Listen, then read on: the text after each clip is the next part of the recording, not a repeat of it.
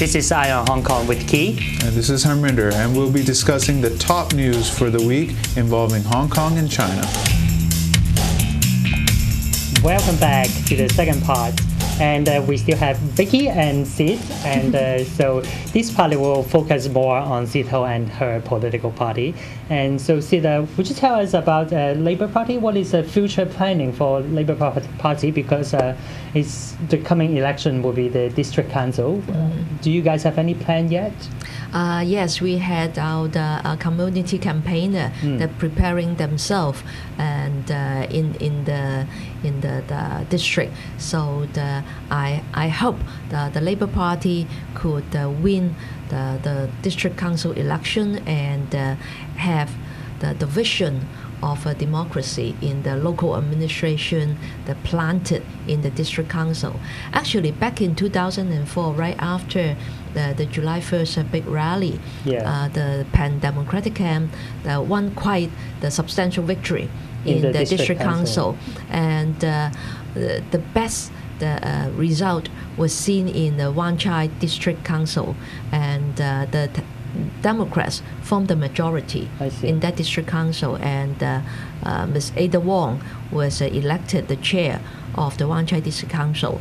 And for that 4 years, Wan Chai DC had the opportunities to demonstrate to the entire Hong Kong on how well the district council could run itself, and how this council could encourage the people's participation instead of just working on the Cantonese opera free concert or the free picnics and free banquet.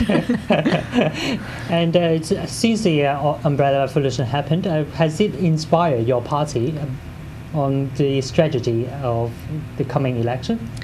Definitely, we have to put more emphasis on the young voters. And in the past district council elections, the turnout rates, as a rule, is always about 8 to 10% lower than the turnout rate of the Legislative Council, the election, except that one that I just mentioned, at the end of 2003. For an example, I ran for the election in the Kwun Lung district against the veteran, Mr. Yip Kok Him, who was the chair of the Bills Committee of the Article 23, the Bills Committee. And the turnout rate was pushed up to the 53%. Almost on par with the turnout rate of a Legislative Council election. And in that election, I and my comrade had tried our best to demonstrate and to tell the voters that we have to change the criteria on the district council election. We have to change our expectation from a district councillor, that besides offering the free picnics and free banquet, and we should expect the district councillor to work on capacity building in the community, to try to encourage participation of residents in the policy making.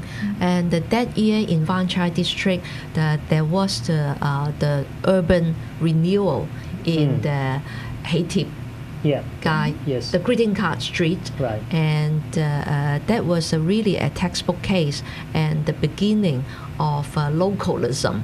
And Zhu Haidik, who was postgrad student then, and his fellows joined in that movement. So this participation of residents in policy making spread all the way from the greeting card street to the conservation of Star Ferry and Queen's Pier, and finally in Choi Yun Village. I see. So since you mentioned localism, and what's your opinion about the recent localism arise versus against new immigrants from PRC? Do you see any conflict, or do you see that there is a way to build a more to find some way of in the middle?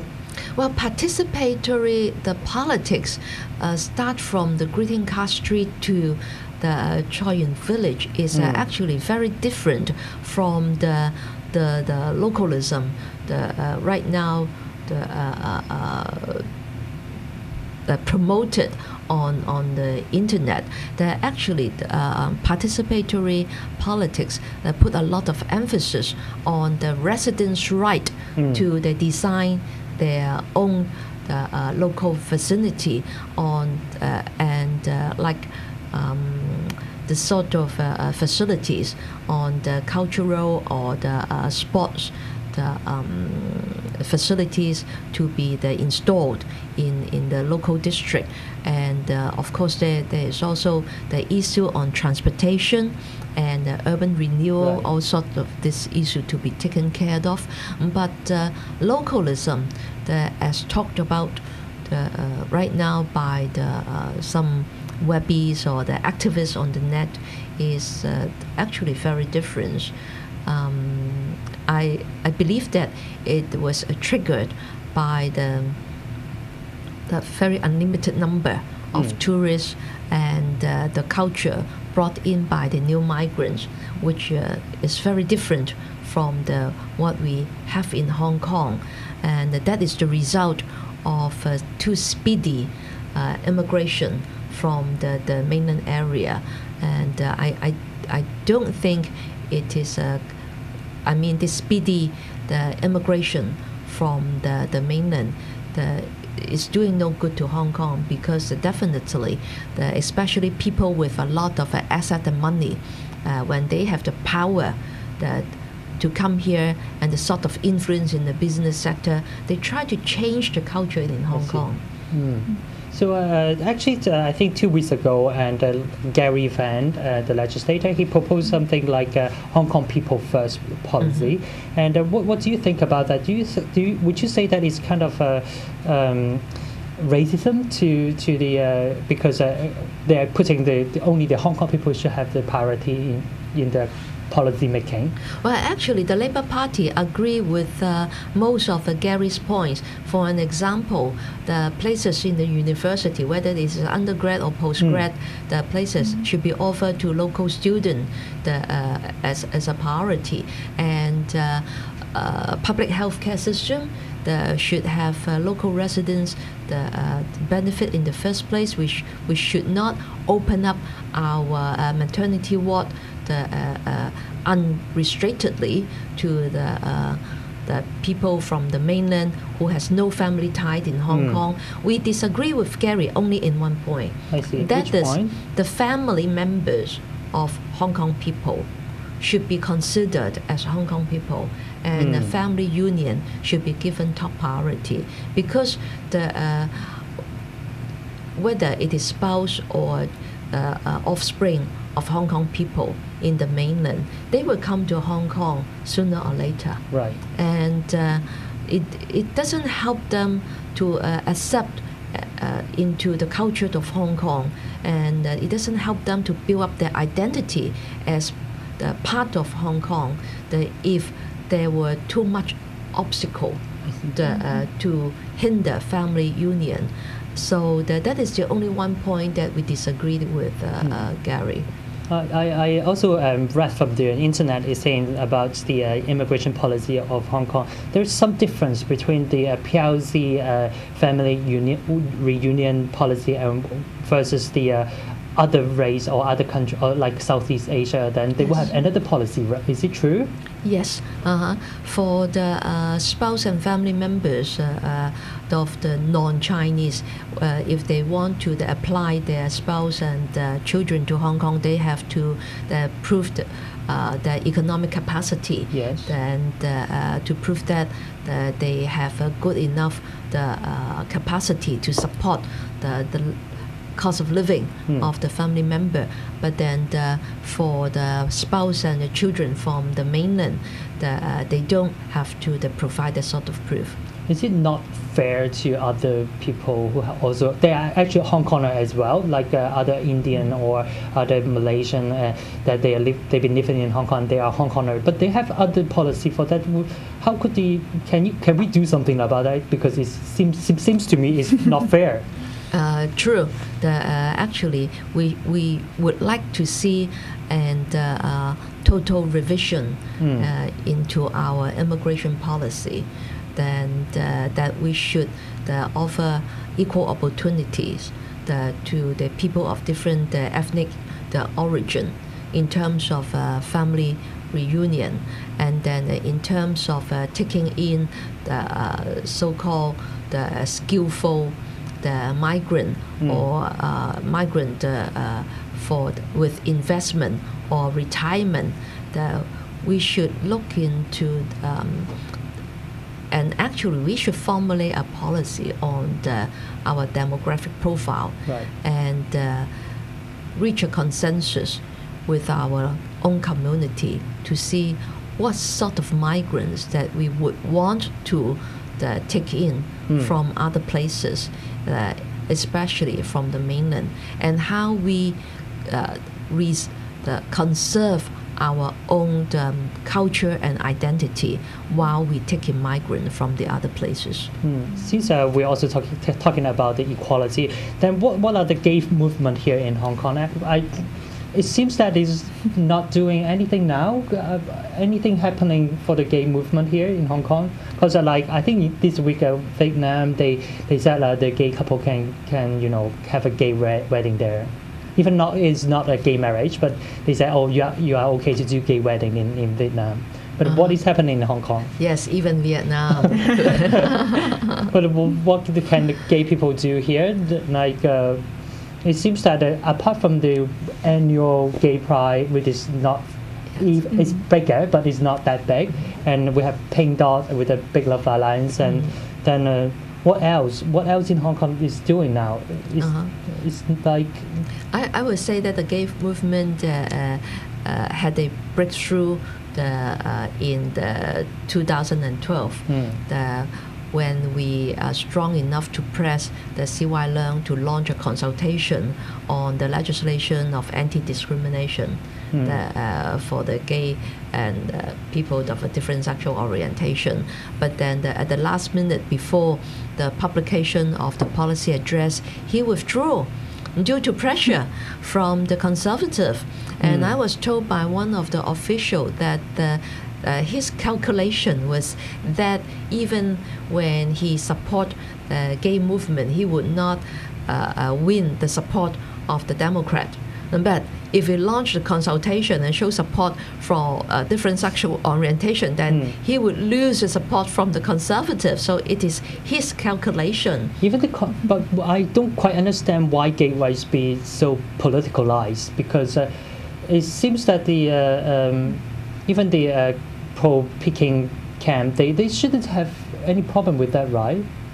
Well, if we believe that the different sexual orientation at random is about 1/10 of the population, then this 1/10 of the population should be distributed very evenly between the Democrat and the Conservative.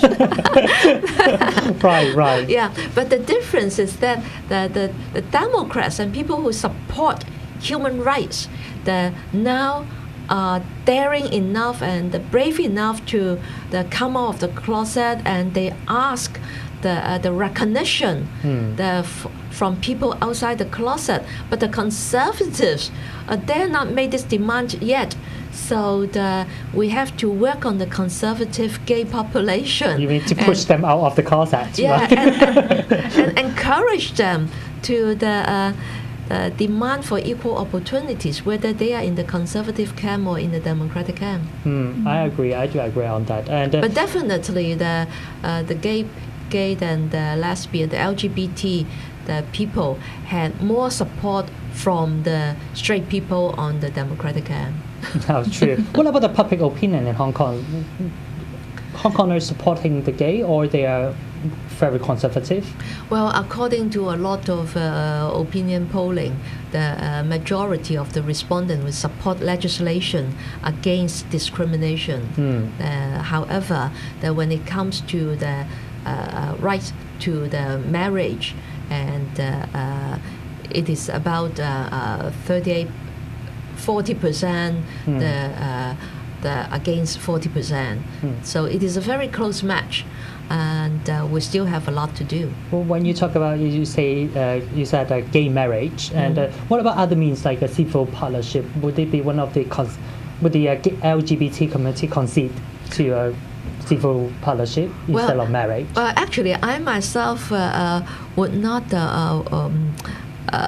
recommend standing too firm on demand to rights to marriage. I think it is just a matter of terms or how to call it. True. For me, the de facto right to form a family and enjoy the social benefit that our administration offer to family is much more important than this term, the civil partnership and or marriage. So I hope the LGBT community would agree with me. And if the word marriage could fend off more conservative, and if the phrase civil partnership could be easier to be swallowed by the conservative, then why not?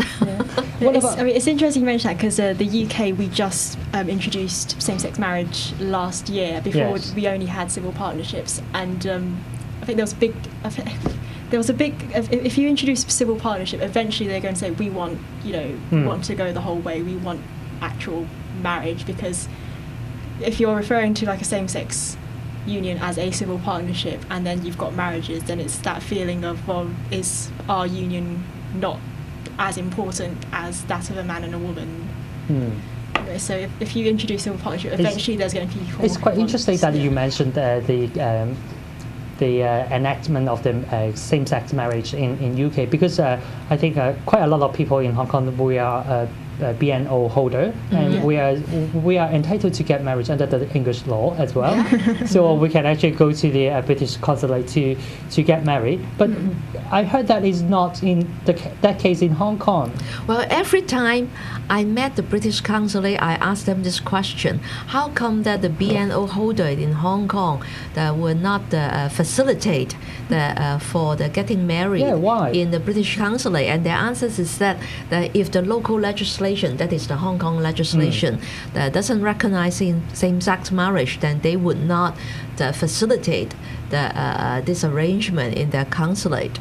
But at the same time, they allow people, British nationals, to do it in Japan or elsewhere. And why not in Hong Kong? It seems that it's only because I only heard about that. It's because of the Hong Kong government saying that. Yes. It's true. It's only because the Hong Kong government say that no, don't do it in Hong Kong. Well, it is not exactly what I heard, but what the answer that I had from the British consulates is that since the local legislation doesn't recognize the same-sex marriage, then they would not facilitate. They would not offer this service. I see. So the gay people, maybe you should have something to do with the British consulate too. No wonder the occupier would go to the British consulate. I see. So, see, you also is one of the member of the copyright bill committee as well. So, what is happening there? We are going on with the clause-by-clause scrutinization, and there were a lot of questions to ask. Like there are a lot of terminology. For an example, the release, distribute, publish. In Chinese is 發布, 發播, 發放, and then we have to ask the administration to draw a very clear definition among all this different terminology and the legal responsibility, and with this different terminology. And what they keep telling us is that we should draw reference to the case, the overseas or in Hong Kong, for the meaning of such.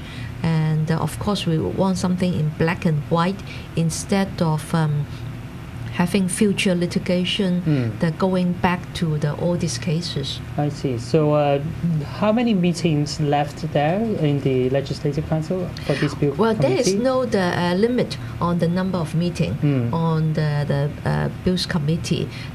We could raise a lot of questions and ask for answer as long as we are not happy with the answer, actually. So we did try to study very carefully with these bills because there is, I would say, a lot of gray area. I see. Well, with the safe harbor clauses, the law drafting is very clear and crispy and precise. Right. They could do it with 4 provisions, no more than 10 lines. And when the administration want to protect the service provider, they do a very good job with 3 provisions only, and that says it all. But with protection for the webby or the internet user, there is a lot of gray area. I do agree on that. It seems that in the building committee, quite a lot of people asking questions about the communications. Is it one of the main concerns here in this? Because the netizens, the webbies, they called it Internet Article 23. Yes, communicate is another very tricky word. One of the actually quite a number of the provisions that were drafted with this word, communicate to the public. So with the smartphone so very popular with everybody, then everyone could with a mistakenly touch on the screen and then communicate to the public and infringe copyrights. Then that's why we're very concerned with this expansion of a criminal offense to the use of electronic device. I have to actually declare my self-interest because I'm part of the Copyright and Derivative Work Alliance. And we actually propose a UGC exemption. What is your opinion on that? Well, of course, we are in full support of the UGC exemption, even though right now the administration incorporate fair use as an exemption, but we would like to see the UGC, the user-generated content, exempted as well. And of course, we realize that right now only Canada has such exemption in their copyright law, but I don't see that why Hong Kong should be afraid of adopting this exemption as the runner-up. I don't know if it's if I'm correct to say that, because during the communication or with having the meeting with the government, it's very much like the experience in the political reform on the election as well, because they like to set you into a cage, give you the rules, and then tell you, okay, you can only work within this framework, and you cannot step outside or outside the box. And then they will say that, oh, this case, that they will say you are violating the international law, and then in the political reform they say, oh, there's no international law. I'm quite confused. It is really according to their convenience and the choice of their time and the choice of a different policy. Well, when they try to incorporate some very harsh provision from the overseas legislation, and then they always tell us that that is the sort of provision incorporated in the United States or UK or the Canada, but why can't we incorporate the equal and universal suffrage as well before we incorporate such a harsh restriction on the use of internet? I think another internet issue nowadays quite popular is the right to be forgotten, and the right to be forgotten is something like in Europe, and the European Court said that Google has to delete some link from their search results because the user had this right to be forgotten. If they request Google to delete it, then Google has to delete it. The interesting case, it was how that started was because I think it was a man in Spain said that he had trouble finding work because every time people Google searched him, this credit card bill or like the fact that he went to jail or something was the first thing that came up, and he wanted Google to take that down. So when the right to be forgotten happened, it's kind of no surprise that the first people who applied for that were people who had criminal sentences, people who were listed as paedophiles as well. Even in UK, I think they're following the right to be forgotten ruling as well, and some links from BBC and Guardians, they also got hidden because of that. And how they deal with it was that they put up a website and listing out all these links that be deleted by Google as well. And I heard that the PCPD commissioner and privacy commissioner, he's trying to push it in Hong Kong. And have you heard anything about that? Yes, I heard about it. It is really a very controversial issue, and of course, it is sort of double blade. And some celebrities might also ask for the right to be forgotten, and some people who had been in power and commit some wrong deed. What if they also ask for the right to be forgotten? And right now, Hong Kong is not, definitely we're not there yet. We are still striving for the access to information. We're still striving for the legislation for archive keeping, and a lot of things were not remembered. So were not even recorded properly. So I really don't think it is the time for Hong Kong to talk about the right to be forgotten.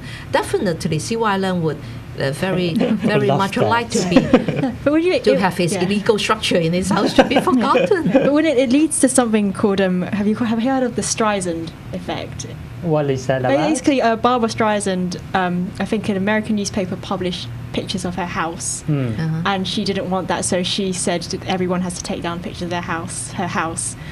And then every single newspaper in the world published these pictures of her house that she didn't want published. So the thing you want to be taken down, the thing that you don't want to be known for, suddenly is everywhere, and now everyone knows you for that. That's it. The net are quite cheeky.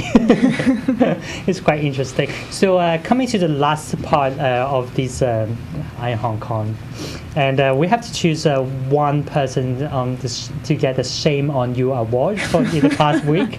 And this week, quite a lot of happenings. Despite of that, and I would say I would nominate Chen Zhuoyi because this week he said something about the Hong Kong education system should be changed, and they want Hong Kong to know more the good side of China, and he said Hong Kong Education Bureau should be more under control by PRC. And what any other people that you guys would like to nominate this week? Well, the Chen Zhuoyi is definitely beyond match of anybody. For this week. He rightly deserves this award. Okay, then we'll give this award. Shame on you. Award to Chen Zhuoyi. That's your colleague. Do you recognize that? We really love that clip a lot. Yes, I really love to hear him speak in English. Yeah, we actually want to invite him to come on our show too, but it's quite and do difficult. the Shame on You in real life. On live. It's quite difficult to get in touch with the pro-Peking party legislators. It's quite difficult to invite them on the show. Well, so this is the end of the show, and thank you. Thank you, Keith. Thank you, Vicky.